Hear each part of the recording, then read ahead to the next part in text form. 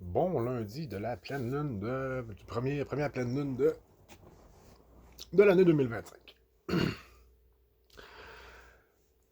Aujourd'hui, je vais faire un petit vidéo sur une thématique qui est qui va être plus tabou un petit peu.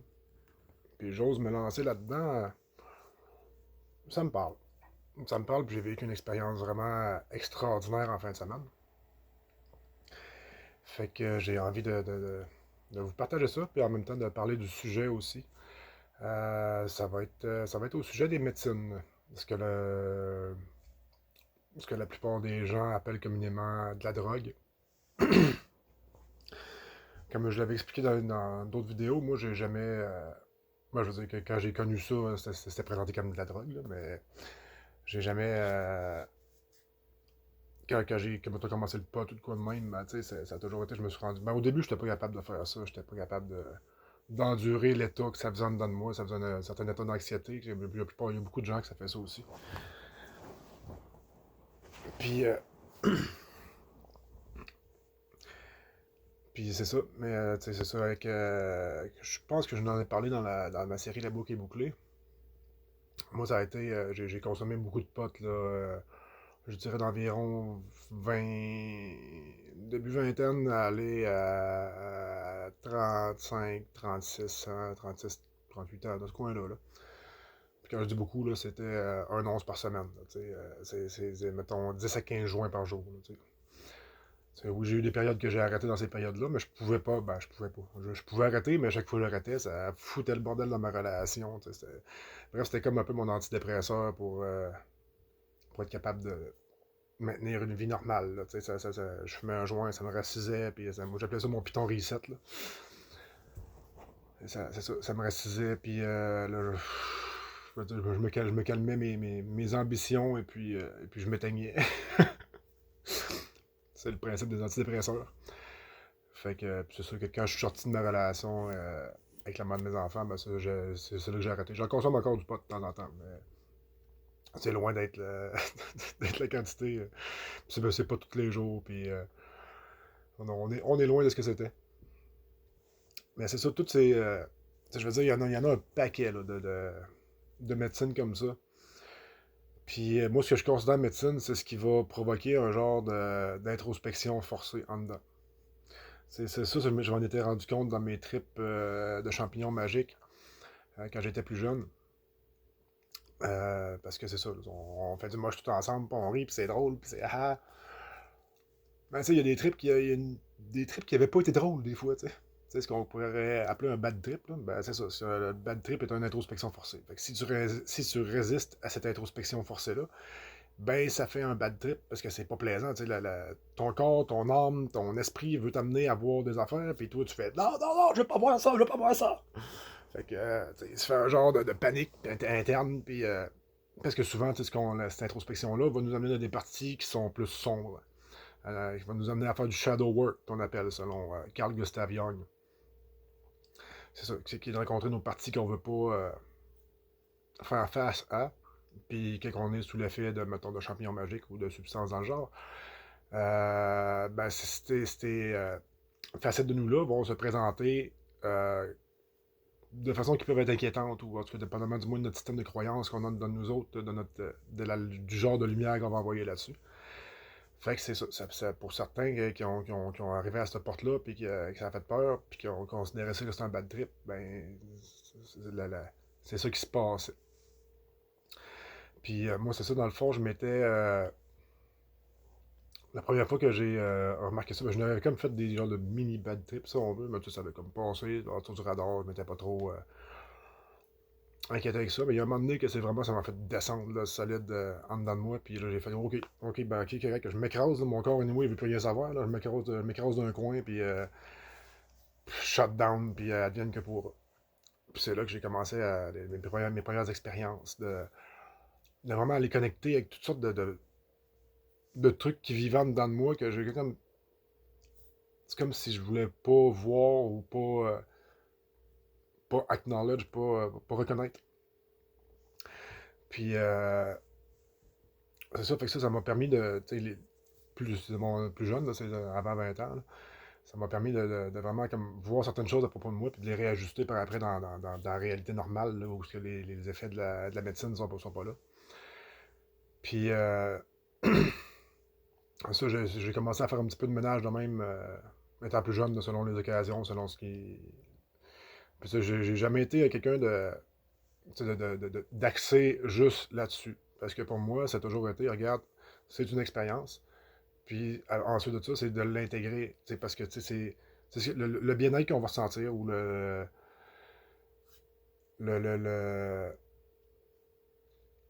les prises de conscience qu'on va vivre là-dessus.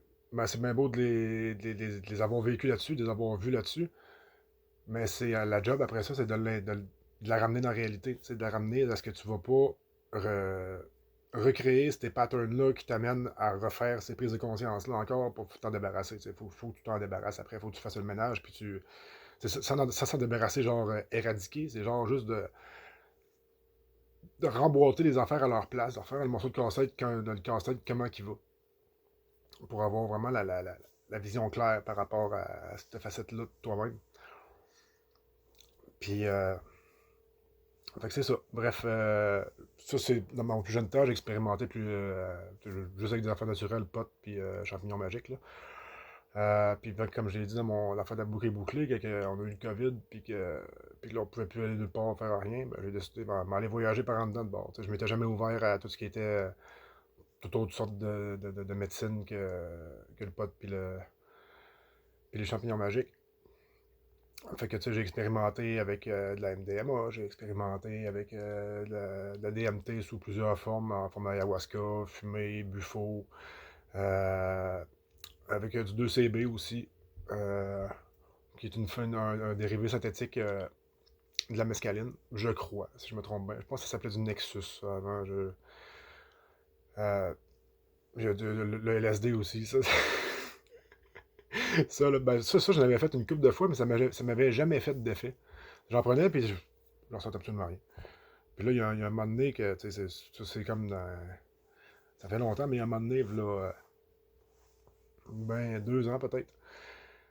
Là, j'ai fait, ouais, je veux le vivre, l'expérience, parce que tu sais, ça ressemble un peu au champignon magique, mais ça avait eu envie de partir un moment donné quand je l'avais fait.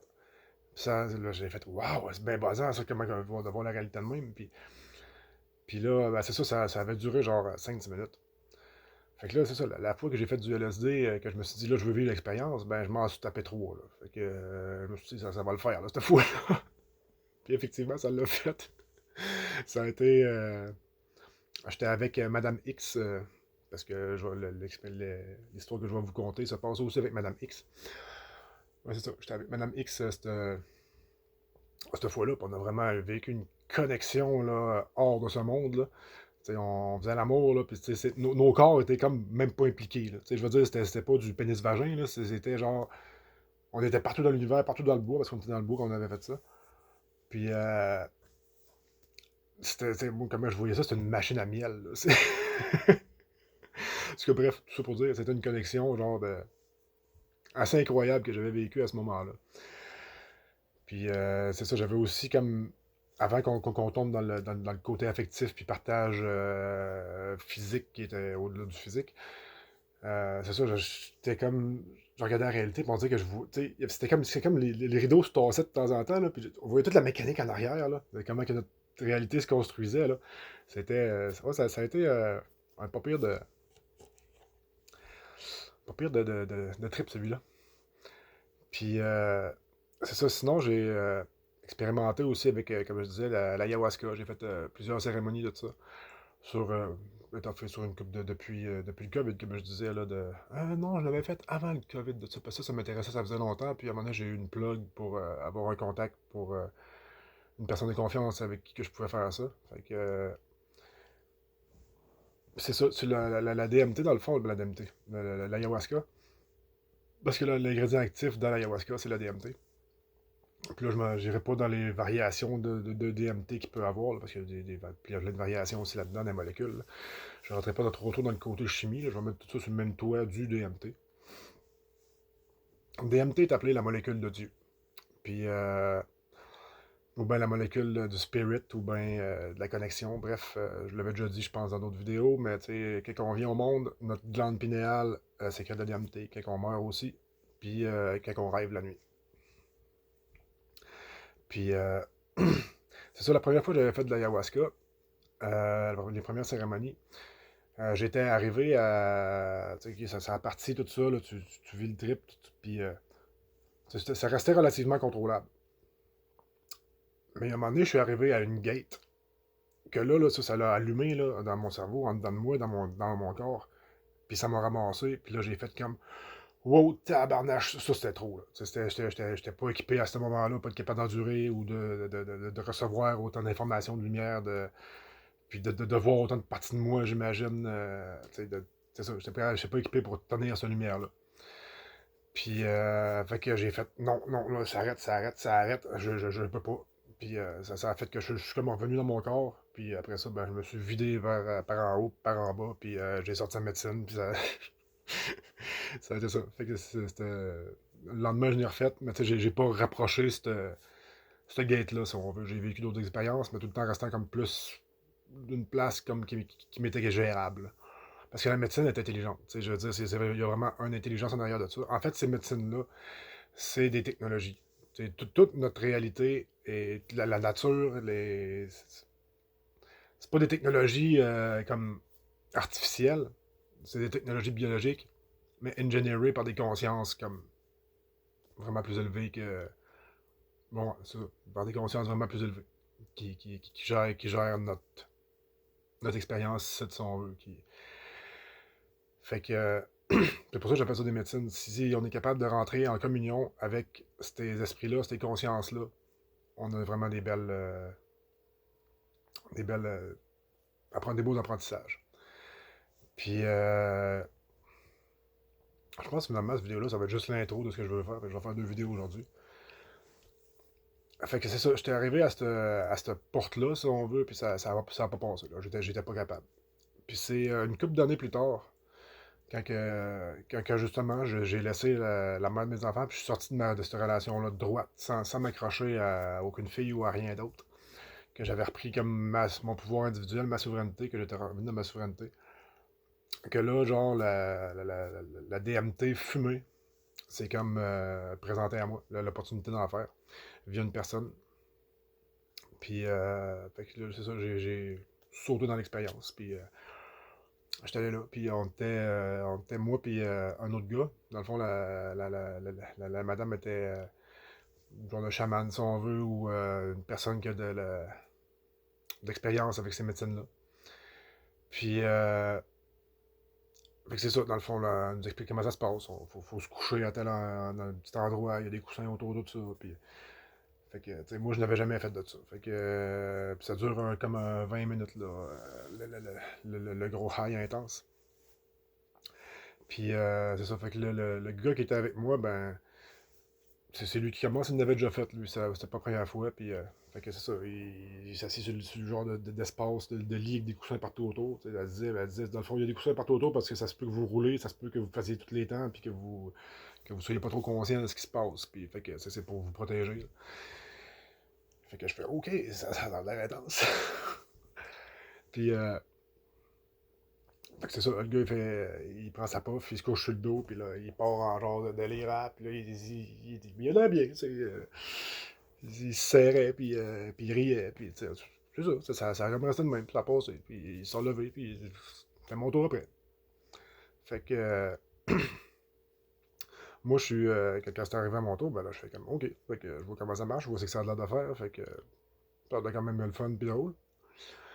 Fait que, c'est ça. Je prends ma puff. Parce que c'est vraiment juste une puff, puis c'est pouf, c'est parti. Là. Puis, c'est ça, je me couche sur le dos. J'ai les yeux fermés. Puis là, ça part. Là, je fais comme. Je me rouvre les yeux. Je me rassis bien droite. Puis là, je regarde mon corps. Je vous en parle, là, je suis plein de frissons. Là, quand je repense à ce réveil-là que ça a fait en dedans de moi. Là. C'était puissant.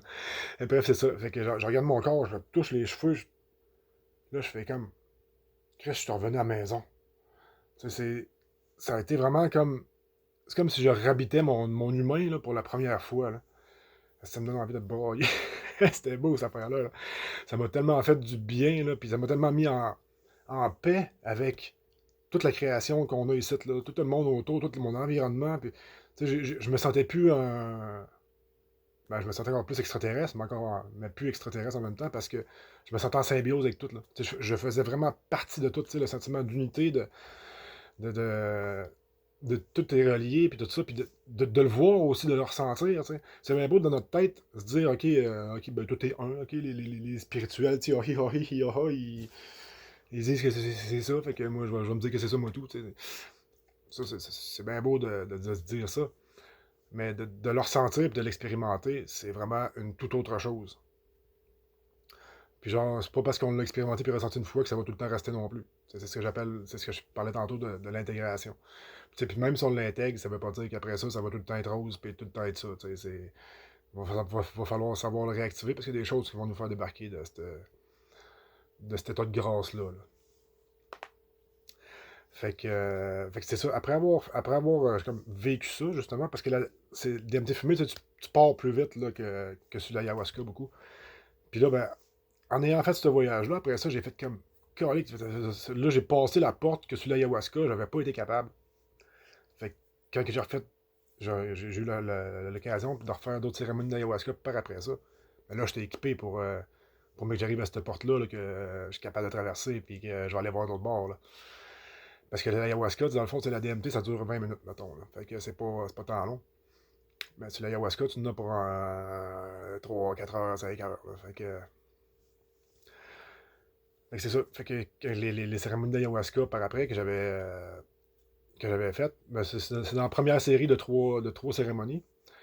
C'est la troisième cérémonie que j'ai vraiment été capable. Ben, je l'avais dit au chaman, j'ai dit, regarde, celle-là, là, parce qu'on était comme en groupe, puis être mélangé dans toute l'énergie de tout le monde, c'est comme si j'étais pas capable d'aller chercher mon corps à moi, mon énergie pure à moi.